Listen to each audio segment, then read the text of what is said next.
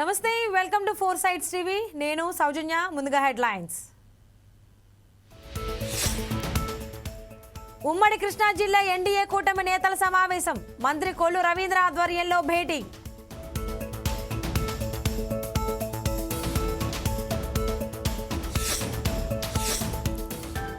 కర్నూలు జిల్లాలో బస్సు ఘటనపై పోలీసుల దర్యాప్తు. 2 వేర్వేరుగా ప్రమాదాలు జరిగినట్లు గుర్తింపు.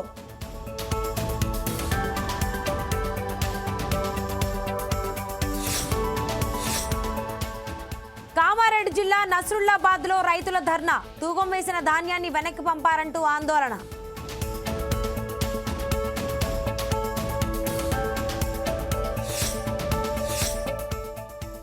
మూసాపేటలోని ఇండియన్ కంటైనర్స్ కార్పొరేషన్ డిపోలో మంటలు. పరిసర ప్రాంతాల్లో దట్టంగా వ్యాపించిన పొగ.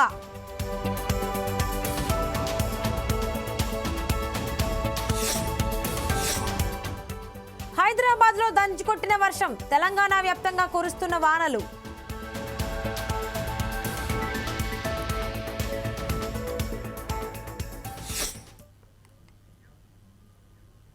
మూసాపేట పరిధిలో అగ్ని ప్రమాదం చోటు చేసుకుంది. గూడ్స్ షెడ్ రోడ్లోని ఇండియన్ కంటైనర్స్ కార్పొరేషన్ డిపోలో ఉన్నటువంటి మంటలు ఎగిసిపడ్డాయి. అయితే ఆ మంటలు మెల్లగా గోదాంలో నిల్వ ఉంచిన రసాయన విభాగానికి అంటుకోగా భారీ పేలుడు సంభవించింది. పరిసర ప్రాంతాల్లో దట్టంగా వ్యాపించిన పొగతో స్థానికులు ఇబ్బందులు పడుతున్నారు. అగ్నిమాపక సిబ్బంది ఘటనా స్థలానికి చేరుకుని మంటలు ఆర్పేందుకు శ్రమిస్తున్నారు. ప్రమాదంలో లక్షల్లో ఆస్తి నష్టం జరిగి ఉంటుందని ఇండియన్ కంటైనర్స్ కార్పొరేషన్ డిపో అధికారులు వెల్లడించారు.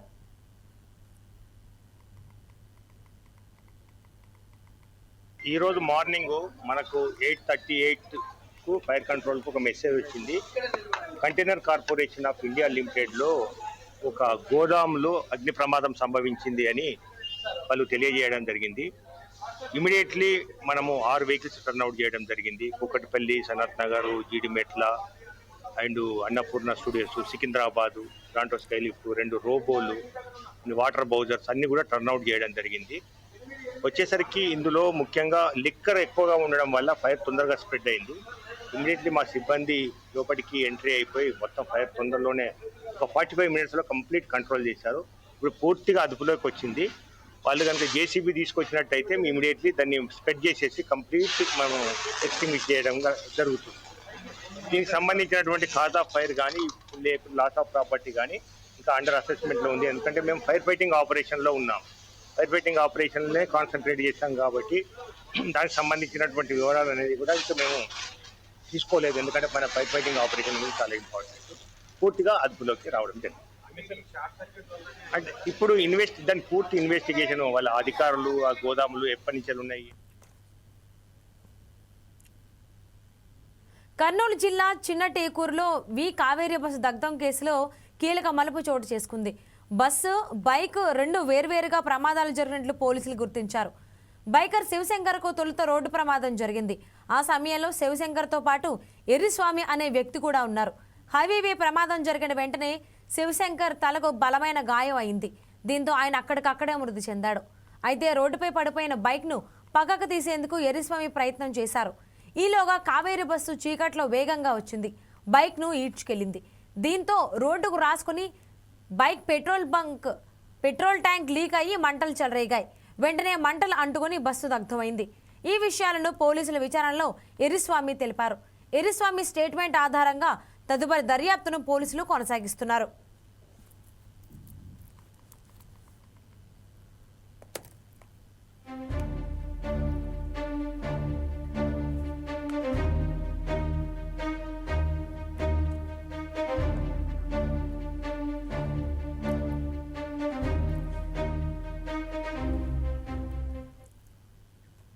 మరోవైపు ఈ ఘటన 2 రాష్ట్రాల్లో తీవ్ర విషాదాన్ని నింపింది. బస్సు ప్రమాద ఘటనలో 20 మంది సజీవ దహనమయ్యారు. బస్సు హైదరాబాద్ నుంచి బెంగళూరు వెళ్తుండగా ప్రమాదం జరిగింది. మృతులు, క్షతగాత్రులు తెలంగాణ, ఏపీ వాసులుగా ఉన్నారు. DNA ఆధారంగా మృతదేహాలను బంధువులకు అప్పగిస్తున్నారు. దీనిపై మరింత సమాచారం మా ప్రతినిధి హేమంత్ అందిస్తారు. హేమంత్. సౌజన్య, ఏదైతే నిన్న తెల్లవారుజామున కర్నూలు జిల్లా చిన్న టేకూరు వద్ద జరిగిన బస్సు ప్రమాదం ఏదైతే ఉందో దీంట్లో మొత్తం మీద పోలీసులు విచారణ వేగవంతం చేయడం జరిగింది. విచారణలో కొంత విస్తుపోయే సంచలన విషయాలు అయితే బయటకు వస్తున్నాయి ఒక్కొక్కటిగా.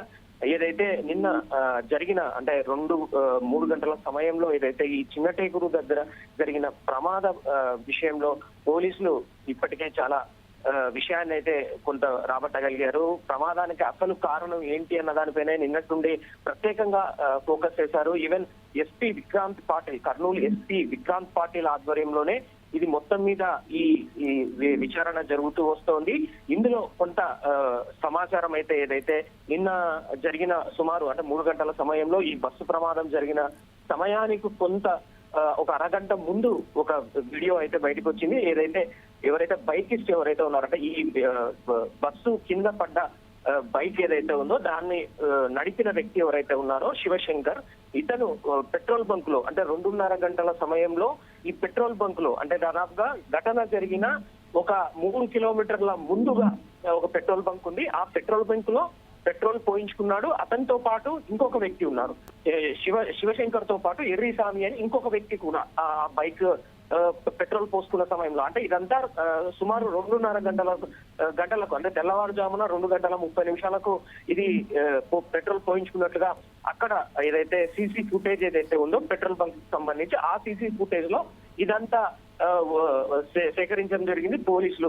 అయితే ఇక్కడ ఒక విషయం అయితే కొంత కన్ఫ్యూజన్ ఉండింది. నిన్న ఏదైతే ప్రమాదం జరిగినప్పుడు ఈ వెహికల్ ఏదైతే బస్సు ఉందో కావేరికి సంబంధించిన బస్సు ఏదైతే ఉందో చిన్నటేకూరు దగ్గర ఈ బైక్ ను కొట్టడంతోనే ఆ ప్రమాదం జరిగింది. అక్కడే స్పాట్ లో శివశంకర్ చనిపోయినాడని అంతా భావించారు.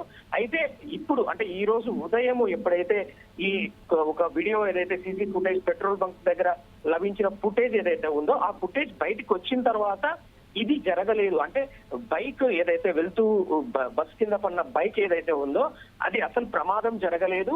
ప్రమాదం కంటే ముందే అంటే ఆ బైక్ ను ఢీకొన్న ఏదైతే సంఘటన ఉందో అసలు అది దానికి జరగక ముందే అంటే హాఫ్ అన్ అవర్ దాదాపుగా 20 మినిట్స్ నుంచి హాఫ్ అన్ అవర్ మధ్యలోనే ఎవరైతే బైకిస్ట్ ఉన్నాడో శివశంకర్ అతను ఎర్రిస్వామిని తీసుకొని వెళ్తూ ఉన్నాడు. చిన్నటేకూరు దగ్గర వారంతా కాదు బైక్ స్కిడ్ అవ్వడము, బైక్ స్కిడ్ అయి కింద పడిపోవడం జరిగింది. వెంటనే సంఘటన స్థలం అంటే ఒక దాదాపుగా ఆ జరిగిన సంఘటన స్థలం ఏదైతే ఉందో అక్కడ ఒక డివైడర్ ఢీకొట్టుకొని ఆయన పక్కకు ఎగిరిపడి అక్కడికి స్పాట్ లో శివశంకర్ ఎవరైతే ఉన్నారో ఇతను చనిపోవడం జరిగింది. కానీ ఇతనితో పాటు ఎవరైతే ఉన్నారో ఎర్రిస్వామి ఇతను అక్కడి నుంచి అంటే జస్ట్ జరిగిన వితిన్ 10 మినిట్స్ లోపలనే అతను తేరుకున్నాడు. అతనికి చిన్న గాయాలయ్యే అతను అక్కడి నుంచి సురక్షితంగా బయటపడ్డాడు. అయితే ఈ ఫుటేజ్ ఏదైతే ఉందో అంటే ఈ పెట్రోల్ బంక్ దగ్గర ఏదైతే అతని ఫుటేజ్ లభించిన తర్వాత అంటే ఈ ఇద్దరు పెట్రోల్ బంక్ లో పెట్రోల్ పోయించుకున్న సమయంలో ఏదైతే 2 గంటల అంటే తెల్లవారుజామున 2:20 ఈ పెట్రోల్ పోయించుకున్నారు. ఆ ఫుటేజ్ లో వీళ్ళిద్దరూ కనపడడం తర్వాత ఎవరైతే శివశంకర్ తో పాటు ఉన్న ఎర్రిస్వామి మిస్సింగ్ కావడంతో అతన్ని ట్రేస్ అవుట్ చేశారు. నిన్న ఈవినింగ్ అతన్ని పట్టుకున్నారు. అతన్ని పోలీసులు పట్టుకొని విచారణ అయితే చేపట్టారు. దీంట్లో కొంత క్లియర్ కట్ గా ఒక విషయం అయితే బయటపడింది. ఏదైతే అంటే పోలీసులు ఏదైతే చెప్తున్నారో ఈ బైక్ నడుపుతూ చనిపోయినటువంటి శివశంకర్ తో పాటు వెనకల ఎర్రిస్వామి కూర్చున్నారు. ఎర్రిస్వామి అలియాస్ ఇతను నానిగా గుర్తించారు పోలీసులు. ఇతన్ని ఎవరైతే ఈ పోలీసులు ముందుగా ఎర్రిస్వామిని తమ ఆధీనంలోకి తీసుకొని విచారణ అయితే పలు కోణాల్లో అయితే విచారణ చేయడం జరిగింది. ఎర్రిస్వామితో పాటు బైక్ నడుపుతున్న శివశంకర్ ఇద్దరూ కలిసి లక్ష్మీపురం గ్రామం నుంచి అర్ధరాత్రి దాటిన తర్వాత సుమారు 2 గంటల సమయంలో అక్కడి నుంచి బయలుదేరారు. ఎర్రిస్వామి ఏదైతే ఇతన్ని మన శివశంకర్ ఎర్రిస్వామి ఇద్దరు కలిసి బైక్ మీద వెళ్తూ వస్తున్నారు. ఎక్కడికైతే అంటే ఎర్రిస్వామిని శివశంకర్ ఈ తుగ్గలికి వదిలి అక్కడ డ్రాప్ చేయడానికి వెళ్ళాడు. ఈ క్రమంలోనే పెట్రోల్ పోయించుకోవడం ఈ పెట్రోల్ బంక్ దగ్గర అంటే దాదాపుగా 2:24 రికార్డ్ ఏదైతే సీసీ ఫుటేజ్ రికార్డ్ అయిందో దీంట్లో ఒక శివశంకర్ తర్వాత యాక్సిడెంట్ అంటే ఒక 3 కిలోమీటర్ల తర్వాత ఈ యాక్సిడెంట్ జరిగింది. అంటే 2:20 వీళ్ళు పెట్రోల్ పంపించుకున్నారు. కరెక్ట్ గా 3 కిలోమీటర్ల తర్వాత ఫస్ట్ వీళ్ళ యాక్సిడెంట్ జరిగింది. అంటే బైక్ యాక్సిడెంట్ జరిగిన తర్వాతనే అతను పక్కకు పడిపోవడం జరిగింది. స్పాట్ లో డెడ్ అయ్యాడు ఎవరైతే శివశంకర్. ఎర్రిస్వామి అయితే ప్రాణాలతో బయటపడ్డాడు. అతను వెంటనే అక్కడి నుంచి తేరుకున్నాడు. వెంటనే అక్కడి నుంచి వెళ్లిపోయాడు. అంటే జరిగిన సంఘటన ఏదైతే ఉందో దీనికి జరిగిన ప్రమాదానికి ఎటువంటి సంబంధం అయితే లేదు. ఇది క్లియర్ కట్. ఎందుకంటే ఈ విషయాన్ని ఖచ్చితంగా గట్టిగా చెప్పడం జరిగింది. ఈవెన్ పోలీసుల విచారణలో కూడా ఇదే క్లియర్ కట్ గా తెలిసింది. అంటే జరిగిన ప్రమాదానికి బైక్ యాక్సిడెంట్ కి ఎటువంటి లింక్ లేదు.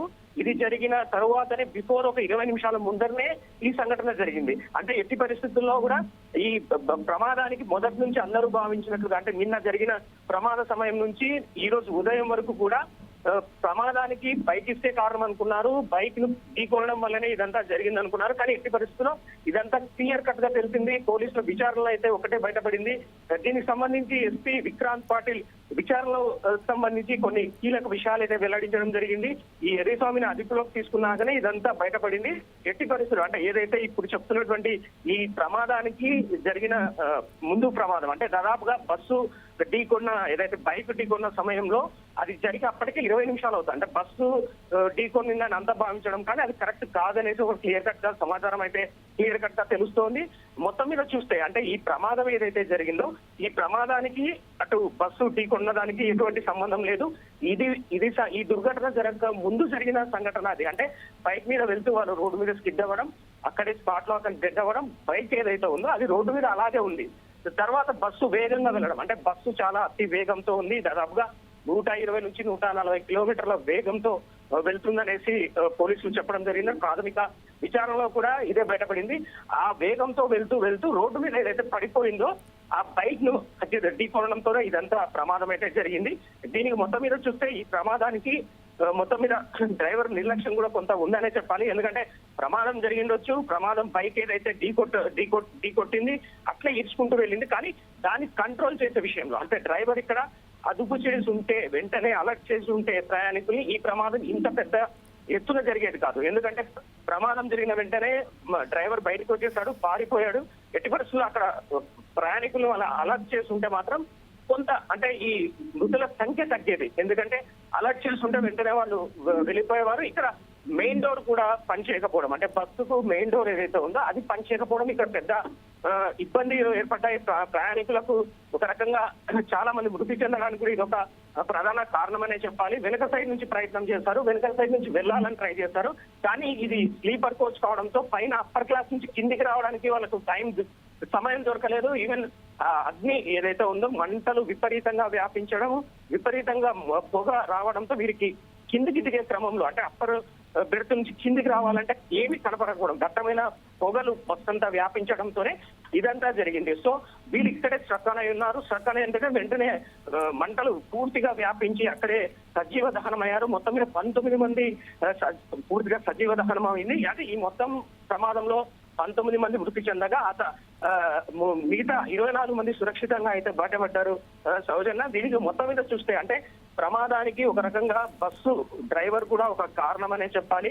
జరిగిన సంఘటన తీరు చూస్తే మాత్రం చాలా హృదయ విదారకమైన సంఘటన అనే చెప్పాలి. ఎందుకంటే బస్సు డ్రైవర్ ఎవరైతే ఉన్నారో ఇతను కనీసం వారికి అలర్ట్ చేసి ఉంటే వెంటనే నిద్రమత్తులో ఉన్నారు, గాఢ నిద్రలో ఉన్న ఎవరైతే బస్సులోని ప్రయాణికులు గాఢ నిద్రలో ఉన్నారు వారిని కొంత అలర్ట్ చేసి వాళ్ళని ఎంబడి బయటికి పంపించే ఏదైతే ప్రక్రియ ఉందో దాన్ని ఏమి చేయకుండానే అతను వెళ్ళిపోవడం జరిగింది. అంటే రెండో డ్రైవర్ మాత్రం ఎమర్జెన్సీ ఎగ్జిట్ ఏదైతే ఉందో బ్యాక్ సైడ్ ఉందో దాన్ని బస్సులో ఉన్న రాడుతో కొట్టి కొంత అక్కడ ఉన్న స్థానికులు కూడా అక్కడ వాళ్ళు హెల్ప్ చేయడంతో కొంతమంది బయటపడ్డారు. అంటే 24 మంది సురక్షితంగా బయటపడ్డారంటే ఆ ఎమర్జెన్సీ గేట్ ఎగ్జిట్ ఏదైతే ఉందో అక్కడ నుంచి వాళ్ళు సురక్షితంగా బయటపడడం జరిగింది. అయితే ఇక్కడ ఇంకో కోణం కూడా ఉంది. అంటే బస్సు సంబంధించి ఏదైతే ఉందో దీనికి సరైన ఫిట్నెస్ లేదు అంటూ కూడా కొంత రూమర్స్ అయితే వచ్చాయి. అయితే ఇక్కడ ఓనర్ దానికి సంబంధించిన ఓనర్ అయితే దీనికి సంబంధించి అన్ని ఫిట్నెస్ ఉన్నాయి, ఫిట్నెస్ సర్టిఫికేట్ ఉంది, అన్ని పక్కాగా ఉన్నాయని చెప్పారు. కానీ అంత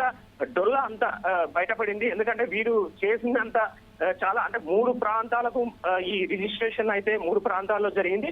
3 ప్రాంతాల్లో ఏదైతే ఈ వీకావేరికి సంబంధించిన బస్సు రిజిస్ట్రేషన్ దాదాపుగా అంటే మొదటిగా చూస్తే ఏదైతే ఈ వీకావేరి బస్సు రిజిస్ట్రేషన్ వ్యవహారం చూస్తే ఏదైతే ఈ రిజిస్ట్రేషన్ నంబర్ ఏదైతే ఉందో ఇది ఫస్ట్ గా ఇప్పుడు ప్రజెంట్ అంటే ఇప్పుడు ప్రమాదం జరిగిన సమయంలో దీని నంబర్ DD1N9490 అనే రిజిస్ట్రేషన్ నంబర్ తో ఉంది. ఇది కేంద్ర పాలిత ప్రాంతం దమాన్ దీనిలో రిజిస్ట్రేషన్ అయ్యింది. అంటే రిజిస్ట్రేషన్ సర్టిఫికెట్ కూడా ఆర్సీ ఏదైతే ఉందో ఇది ఒడిశాలోని రాయగఢ చిరునామా ఉంది. బస్సు ఏదైతే ఉందో దీని బీమా అదే ఇన్సూరెన్స్ ఎక్కడ చేయించారంటే ఇది బెంగళూరులో ఇది ఒంగోలులో చేయించారు. మొత్తంగా చూస్తే 3 చోట్ల, ఒక్క చోట కాదు ఇది 3 చోట్ల ఈ బస్సు రిజిస్ట్రేషన్ చేయడం జరిగింది.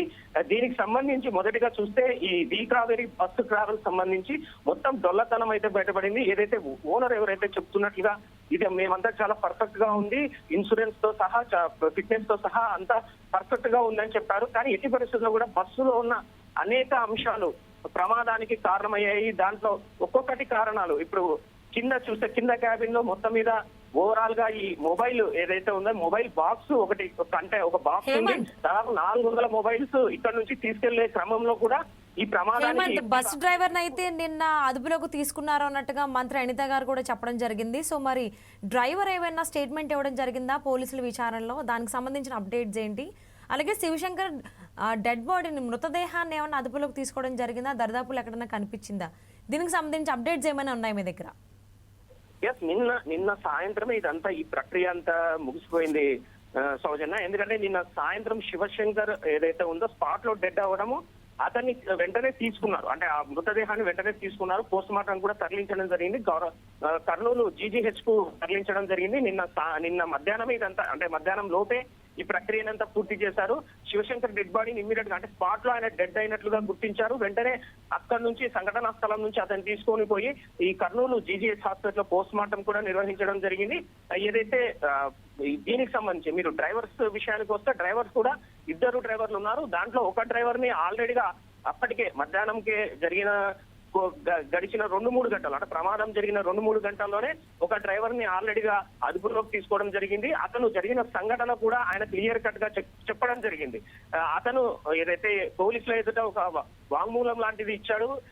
ఈ ప్రమాదానికి అలాగే బైక్ ప్రమాదానికి అంటే బైక్ కింద పడి స్కిడ్ అయ్యి కింద పడ్డ తరువాతనే ఈ ప్రమాదం జరిగిందని అప్పటికే ఆ డ్రైవర్ అయితే చెప్పడం జరిగింది. ఇంకో డ్రైవర్ ని కూడా నిన్న ఈవినింగ్ అదుపులోకి తీసుకున్నారు. ఏదైతే మంత్రి అనిత కూడా దీనిపైన స్పష్టమైన క్లారిటీ ఇవ్వడం జరిగింది. 2 డ్రైవర్లు అదుపులో ఉన్నారని చెప్పడం జరిగింది. ఈవెన్ ఎస్పీ ఎవరైతే ఉన్నారో విక్రాంత్ పాటిల్ ఇతను కూడా అలాగే ఎస్పీ కూడా ఈ విషయాన్ని క్లారిటీ ఇవ్వడం జరిగింది. 2 డ్రైవర్లని అదుపులోకి తీసుకున్నారు, విచారణ చేశారు.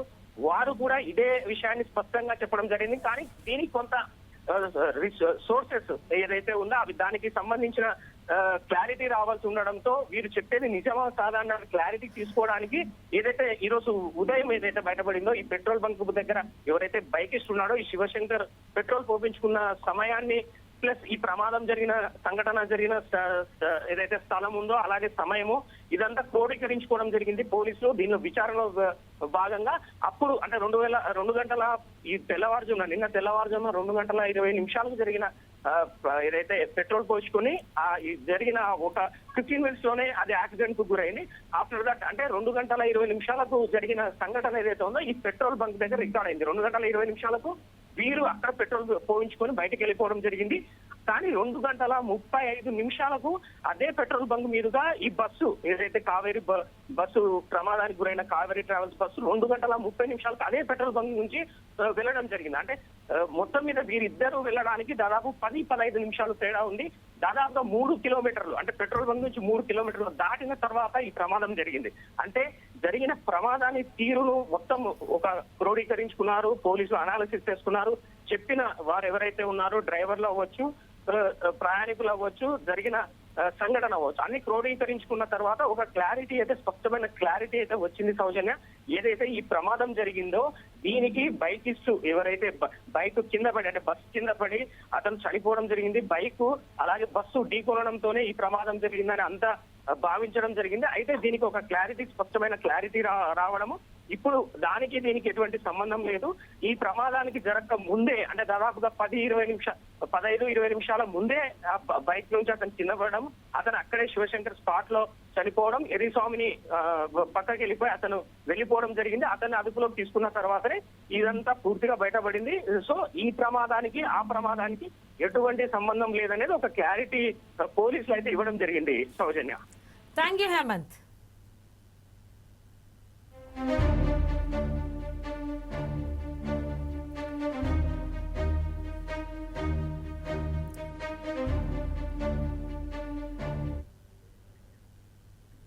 జూబ్లీహిల్స్ ఉప ఎన్నికల ప్రచారంలో మంత్రులు బిజీగా ఉన్నారు. కాంగ్రెస్ అభ్యర్థి నవీన్ యాదవ్కు మద్దతుగా మంత్రి సీతక్క ఎన్నికల ప్రచారం నిర్వహిస్తున్నారు. ఈ సందర్భంగా ఇంటింటికి తిరుగుతూ నవీన్ యాదవ్ను గెలిపించాలని కోరారు. బోరబండ సైట్ 3లోని జ్యోతినగర్ కాలనీలో స్ట్రీట్ కార్నర్ మీటింగ్లో ప్రసంగించిన మంత్రి సీతక్క జూబ్లీహిల్స్ అభివృద్ధికి నవీన్ యాదవ్ గెలుపు చాలా అవసరంగా ఉందన్నారు. నవీన్ యాదవ్ గడియల బిడ్డ కాదు, గల్లీల బిడ్డ, గరీబోల బిడ్డ అని అన్నారు. జూబ్లీహిల్స్లో 3 సార్లు బీఆర్ఎస్ ఎమ్మెల్యేగా ఉన్న అభివృద్ధి జరగలేదన్నారు. కాంగ్రెస్ ప్రభుత్వం పేదల పక్షపాత ప్రభుత్వం అని చెప్పారు. మరి పొద్దున్న నుంచి కూడా బాబా గారు, మా ఇక్కడ ఎంపీ మల్లు రవి గారు, మా విజయ్ గారు, మా శోభారాణి గారు, మా గల్లీ ఇక్కడ ఉన్నటువంటి సోదరులు, మా ఇందిర గారు, మా యువకులు అందరం కూడా మా మహిళతోటి తిరుగుతూ ఉంటే బ్రహ్మాండమైన స్పందన ఉంది. మరి ఈరోజు నవీన్ యాదవ్ గెలుపు ఖాయమని తెలిసి తప్పుడు ప్రచారాలతోటి ప్రచారాలు చేస్తున్నా మా మీద తప్పుడు మరి సోషల్ మీడియాలు పెట్టుకొని ప్రచారం చేస్తున్నారు బీఆర్ఎస్ వాళ్ళు. 10 ఏళ్ళు ఏం చేసిరో చెప్పుకోవడం చేతగాక ఈరోజు నవీన్ యాదవ్ను కానీ కాంగ్రెస్ పార్టీని కానీ తిట్టడమే పనిగా పెట్టుకున్నారు. మీకు దమ్ముంటే మీరు ఏం డెవలప్ చేసిరో వచ్చి చెప్పుకోండి. అంతేగాని తప్పుడు ప్రచారాలు చేసి తప్పుడు వీడియోలు పెట్టి తప్పుడు పత్రికా ప్రకటనలు చేయడం మూలంగా మీ యొక్క క్యారెక్టర్ ఏందో తెలిసిపోతుంది. బీఆర్ఎస్ నాయకులారా, ఈరోజు మీకు ఓటేస్తే కన్నీళ్ళే మిగులుతాయి తప్ప ప్రజలకేం జరగదు. కానీ కాంగ్రెస్ కు చేయి గుర్తు ఓటేస్తే ఖచ్చితంగా కడుపు. నవీన్ యాదవ్ గారి యొక్క గెలుపు చాలా అవసరం ఉంది. హైదరాబాద్ లో గత 2 సార్లు కూడా 3 సార్లు మరి గోపి అభ్యర్థిగా గెలవడం జరిగింది. మరి ఇప్పుడు మన అధికారం ఉంది, మన రేవంత్ రెడ్డి గారు, మన ప్రభుత్వం పేదల పక్షపాత ప్రభుత్వం. పేదలు కడుపు నిండా అన్నం తినాలని మరి బియ్యం, సన్న బియ్యం ఇస్తా ఉన్నారు. పేదిళ్లలో కరెంటు ఫ్రీగా ఉండాలని 200 యూనిట్లు కరెంటు ఫ్రీ వస్తా ఉంది. మరి పేదింటి బిడ్డలు ఏదన్నా అవసరం వస్తే ఫ్రీగా బస్ ఎక్కి తిరగాలని ఫ్రీ బస్ పెట్టడం జరిగింది. మరి 500కే దేశమంతా 1200, 1300 గ్యాస్ సిలిండర్ దొరికితే 500కే గ్యాస్ ఇవ్వడం జరుగుతుంది. ఈ రోజు రాష్ట్రంలో మన ప్రభుత్వం వచ్చిన తర్వాత దాదాపుగా 4.5 లక్షల మందికి ఇల్లులు ఇచ్చినాం. ఇప్పుడు నవీన్ యాదవ్ గెలుపు జూబ్లీ హిల్స్ లో ఖచ్చితంగా పేదలందరికీ కూడా ఇల్లులు ఇక్కడ హైదరాబాద్ లో ఇప్పుడు ఇవ్వడం జరుగుతుంది. ఇప్పటి వరకు ఊళ్ళల్లో నడుస్తున్నాయి. మొన్ననే జీవో తీసుకొచ్చి ఉమ్మడి కృష్ణా జిల్లా ఎన్డీఏ కూటమి ప్రజాప్రతినిధులు, నాయకులు సమన్వయ సమావేశం జరిగింది. ఈ సమావేశంలో విజయవాడ ఎంపీ కేశినేని శివనాథ్, మంత్రి కొల్లు రవీంద్ర, జిల్లా పార్టీ అధ్యక్షుడు, KDCC bank chairman Nettam Raghuram, RTC chairman Konakala Narayana, ఎమ్మెల్యేలు బోడే ప్రసాద్, యార్లగడ్డ వెంకట్రావు తదితరులు పాల్గొన్నారు. బీజేపీ ఎన్టీఆర్ జిల్లా అధ్యక్షుడు అడ్డూరు శ్రీరామ్, జనసేన ఎన్టీఆర్ జిల్లా అధ్యక్షుడు సామినేని ఉదయ్ భానులతో పాటు తదితరులు హాజరయ్యారు.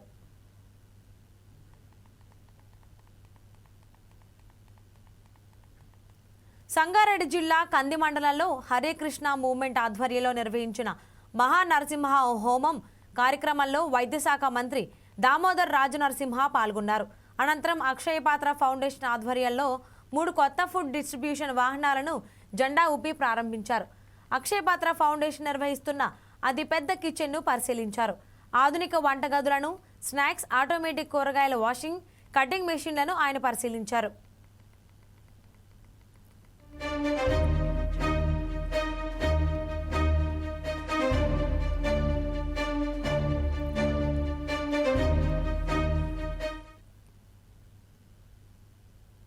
హైదరాబాద్ నుంచి బెంగళూరు వెళ్తూ కర్నూలు జిల్లాలో ప్రమాదానికి గురైన వేమూరి కావేరీ బస్సు ప్రమాదం తర్వాత ఆర్టీఏ అధికారులు అలర్ట్ అయ్యారు. హైదరాబాద్లోకి ఎంటర్ అయిన ప్రతి బస్సును ఆపేసి చెకింగ్ చేస్తున్నారు. బస్సుల ఫిట్నెస్, సేఫ్టీ మెజర్స్ మొదలైన అన్ని రకాల అంశాలను పరిశీలిస్తున్నారు.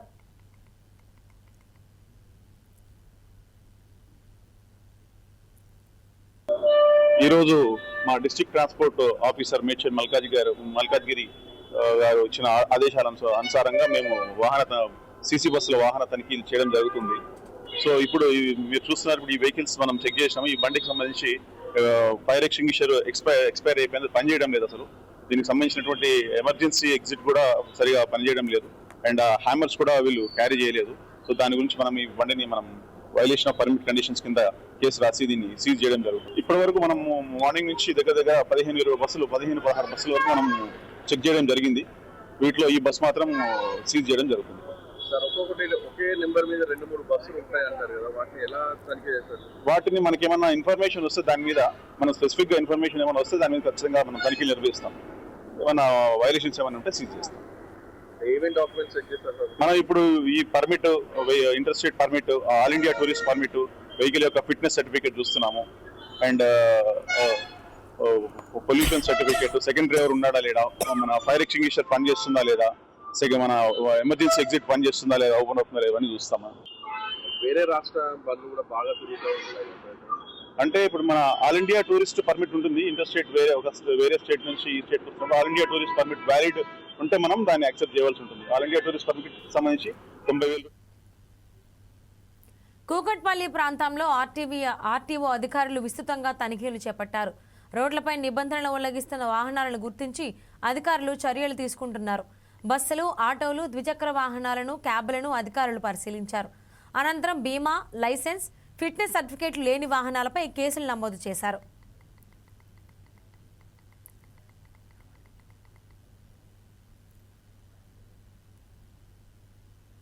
కామారెడ్డి జిల్లా నస్రుల్లాబాద్లో రైతు ఆత్మహత్యాయత్నం ఘటన కలకలం రేపింది. తన ఒంటిపై పెట్రోల్ పోసుకుని నిప్పంటించుకునే ప్రయత్నం చేశారు. ప్రభుత్వం కొనుగోలు చేసిన వరి ధాన్యాన్ని రైసు మిల్లర్లు తేమ సాకుతో తూకం వేసిన ధాన్యాన్ని వెనక్కి పంపారు. దాంతో మనస్తాపం చెందిన రైతులు నస్రుల్లాబాద్ మండలం కేంద్రంలో ధర్నా చేపట్టారు. అధికారులు పట్టించుకోకపోవడంతో రైస్ మిల్లు రెచ్చిపోతున్నారని రైతులు ఆగ్రహం వ్యక్తం చేశారు. ప్రభుత్వం ఆదుకోవాలని డిమాండ్ చేశారు. సార్ మీరు ఏమని అనుకోండి,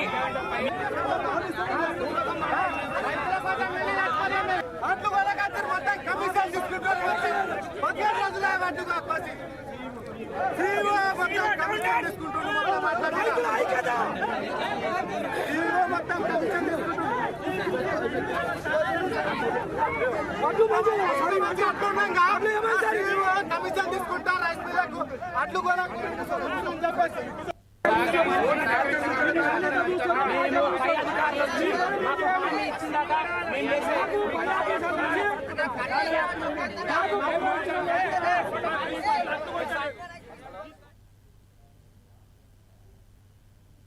మంచిర్యాల జిల్లా బెల్లంపల్లి ఏఎంసీ గ్రౌండ్లో రేపు సింగరేణి ఆధ్వర్యంలో మెగా జాబ్ మేళా నిర్వహిస్తున్నారు. ఈ మేరకు సింగరేణి యాజమాన్యం ఎమ్మెల్యే గడ్డం వినోద్ జాబ్ మేళాకు సంబంధించిన ఏర్పాట్లను పరిశీలించారు. నిరుద్యోగ యువతీ యువకుల ఉపాధి కోసం మెగా జాబ్ మేళా నిర్వహిస్తున్నామని ఎమ్మెల్యే గడ్డం వినోద్ తెలిపారు. సుమారు 60 నుంచి 70 వివిధ రకాల కార్పొరేట్ కంపెనీలకు సంబంధించి ఇంటర్వ్యూలు నిర్వహించి అభ్యర్థులను ఎంపిక చేస్తారని తెలిపారు. హైదరాబాద్ పరిసర ప్రాంతాల్లోనే ఉద్యోగ అవకాశాలు ఉంటాయని చెప్పారు.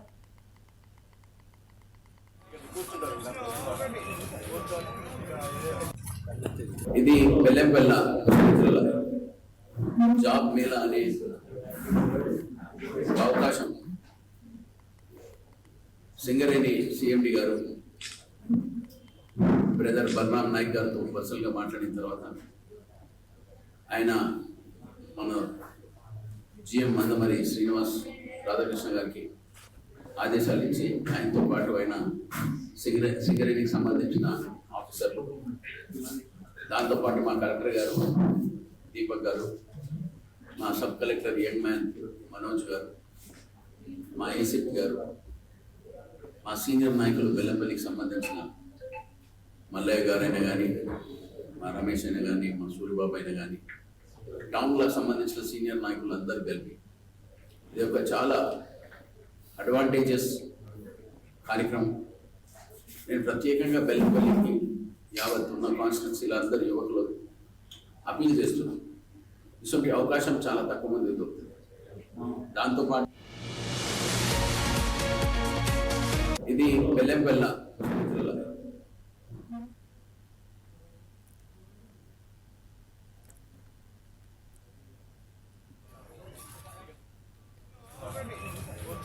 ఎమ్మెల్యే గారు గడ్డం వినోద్ వెంకటస్వామి గారు మరియు మన సబ్ కలెక్టర్ గారు, ఏసీపీ గారు, మా ఎస్ఓడిజిఎం గారు అండ్ వీళ్ళ ప్రింట్ అండ్ ఎలక్ట్రానిక్ మీడియా అందరూ కూడా మరొకసారి శుభోదయం.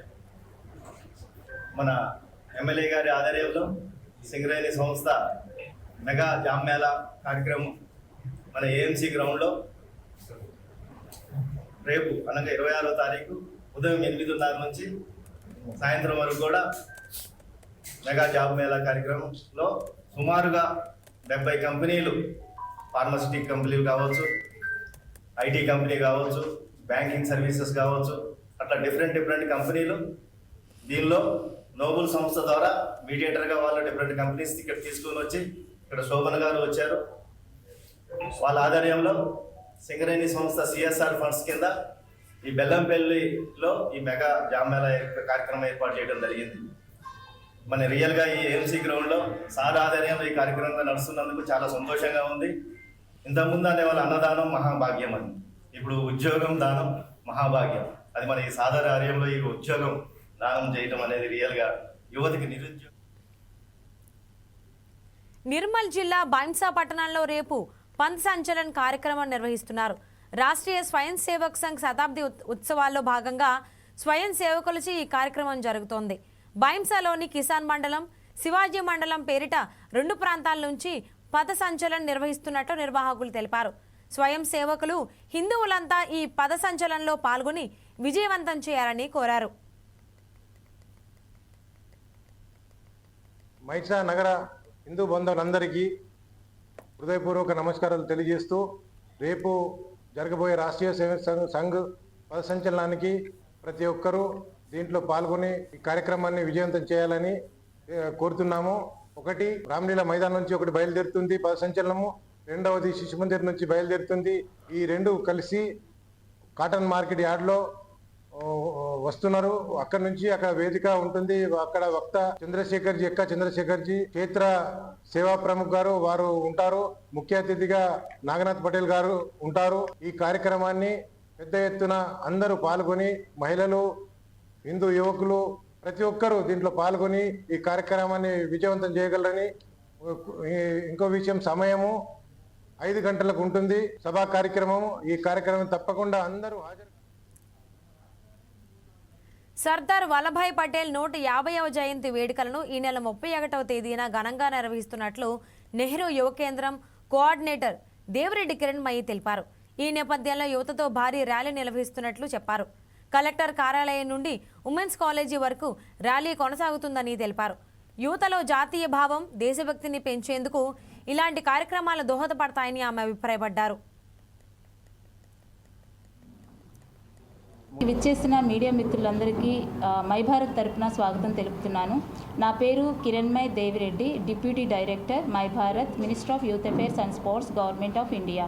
సో ఈరోజు సర్దార్ 150 బర్త్డే సెలబ్రేషన్ కోసం మనం ఈ కార్యక్రమాన్ని ఏర్పాటు చేసుకున్నాము.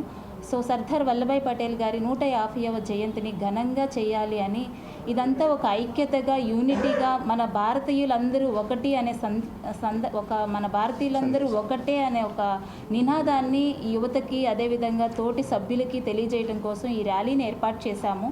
ఈ ర్యాలీ వచ్చేసి అక్టోబర్ 31న కలెక్టర్ ఆఫీస్ నుంచి ప్రారంభం అవుతుంది. అదేవిధంగా అక్కడి నుంచి ఉమెన్స్ కాలేజీలో ఇది క్లోజ్ అవుతుంది. కానీ ఈ కార్యక్రమం స్టార్ట్ అయినప్పుడు కల్చరల్ ఈవెంట్ ఏదైతే సర్దార్ వల్లభాయ్ పటేల్ గారు యూనిటీ మీద తను పోరాడి ఉక్కు మనిషిగా తనకు ఒక పేరు వచ్చింది. దాన్ని మన ప్రధానమంత్రి నరేంద్ర మోడీ గారు ఏక్ భారత్ శ్రేష్ఠ భారత్ మనందరిది.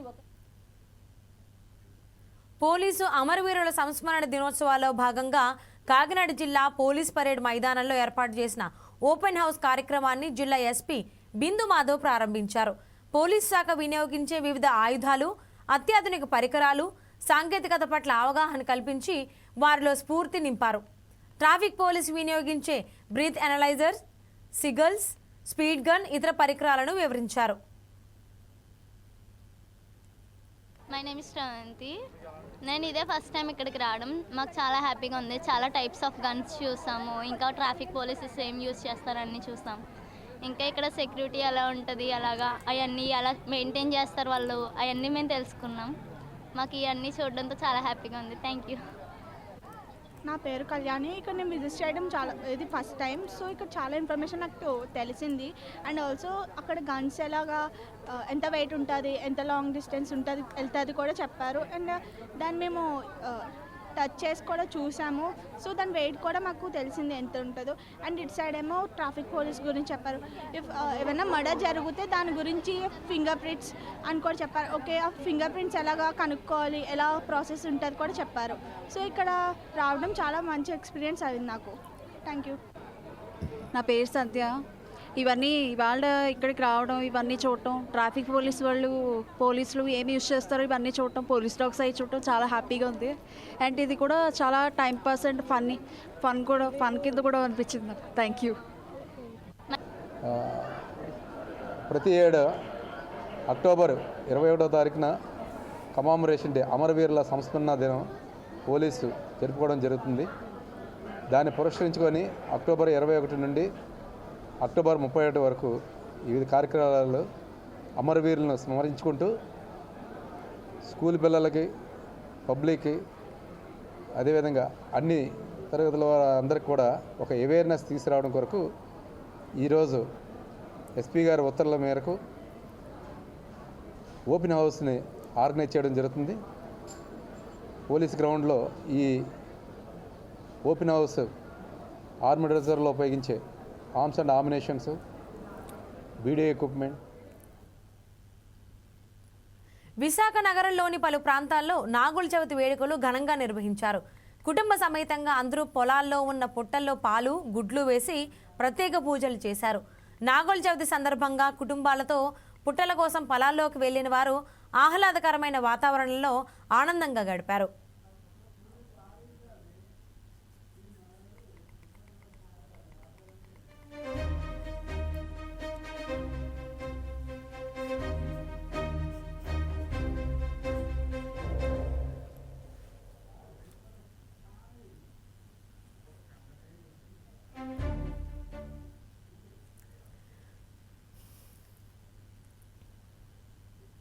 తెలంగాణ రాష్ట్రంలో భారీ వర్షాలు కురిసే అవకాశం ఉందని వాతావరణ శాఖ సూచించింది. హైదరాబాద్ సిటీలో భారీ వర్షం కురుస్తోంది. ఎడతెరిపి లేకుండా వర్షం పడుతోంది. నగరంలోని Nizampet, JNTU, KPHB colony, Kukatpally పరిసర ప్రాంతాల్లో భారీ వర్షం, తదితర ప్రాంతాల్లో వర్షం కురుస్తోంది.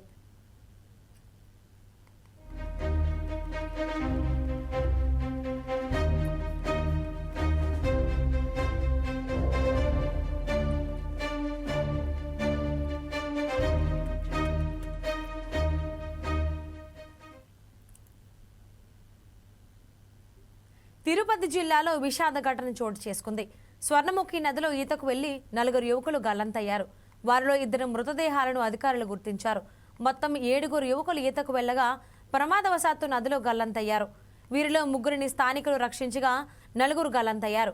సమాచారం అందుకున్న వెంటనే అధికారులు అక్కడకు వెళ్లి గజ ఈతగాల సాయంతో గాలింపు చర్యలు చేపట్టారు.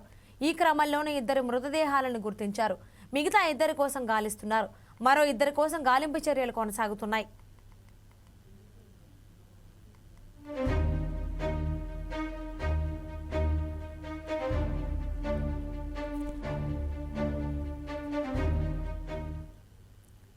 మరోవైపు ఈ ఘటనపై హోంమంత్రి అనిత దిగ్భ్రాంతి వ్యక్తం చేశారు. భారీ వర్షాల వల్ల నదులు, చెరువులు, కాలువల్లో నీరు ఉధృతంగా ప్రవహిస్తోందని, దయచేసి ప్రజలు అప్రమత్తంగా ఉండాలని హోంమంత్రి అనిత కోరారు.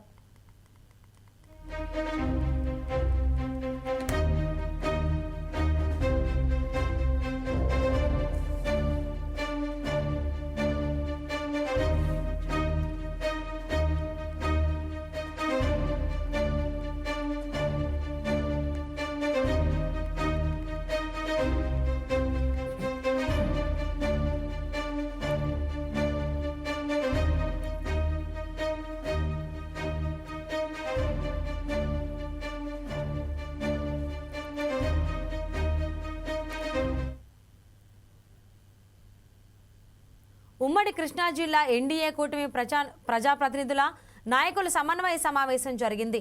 ఈ సమావేశంలో విజయవాడ ఎంపీ కేశినేని శివనాథ్, మంత్రి కొల్లు రవీంద్ర, జిల్లా పార్టీ అధ్యక్షుడు, KDCC bank chairman Nettam Raghuram, RTC chairman Konakalla Narayana, ఎమ్మెల్యేలు బోడె ప్రసాద్, యార్లగడ్డ వెంకట్రావు తదితరులు పాల్గొన్నారు. బీజేపీ ఎన్టీఆర్ జిల్లా అధ్యక్షుడు అడ్డూరు శ్రీరామ్, జనసేన ఎన్టీఆర్ జిల్లా అధ్యక్షుడు సామినేని ఉదయ్ భానులతో పాటు తదితరులు హాజరయ్యారు.